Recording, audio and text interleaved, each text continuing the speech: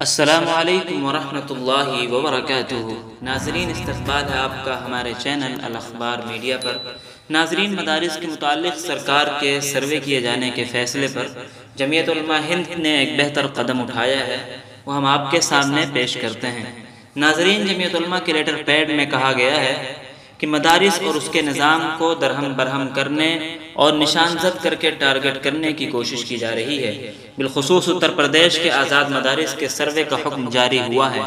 National commission for protection of child rights یعنی قومی commission برائے تحفظ حقوق اطفال کی طرف سے چند سوالات پر مشتمل ایک سروے فارم بھی جاری ہوا ہے۔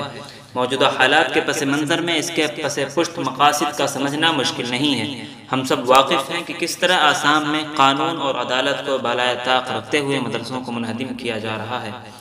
اس تناظر میں دفتر جمعیت علماء ہند نئی دہلی میں حسب ایما صدر جمعیت علماء ہند حضرت مولانا محمود اسد مدنی صاحب ایک مشاورتی میٹنگ منعقد ہو رہی ہے تاکہ دینی مدارس کے ارباب بست و کشاد سنجیدہ توجہ اور باہمی مشاورت و مباحثے کے ذریعے درپیش مسائل کا حل نکالنے کے لیے سر جوڑ کر بیٹھیں۔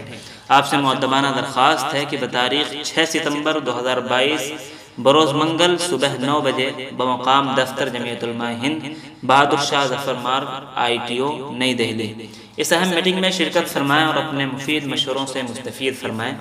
ہمیں یقین ہے کہ معاملے کی سنجیدگی کے مد نظر ہماری اس پرخلوص گزارش کو شرف قبولیت سے نوازیں گے۔ والسلام۔ حکیم الدین قاسمی، ناظم عمومی جمعیت علماء ہند۔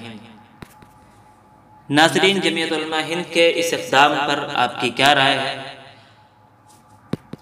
اپنی رائے کمنٹ باکس میں ضرور لکھیں۔ اگر آپ ہمارے چینل پر نئے ہیں تو ہمارے چینل کو سبسکرائب کر کے بیل آئیکن ضرور دبائیں۔ ناظرین، اور اس ویڈیو کو زیادہ سے زیادہ شیئر کریں۔ شکریہ، جزاک اللہ۔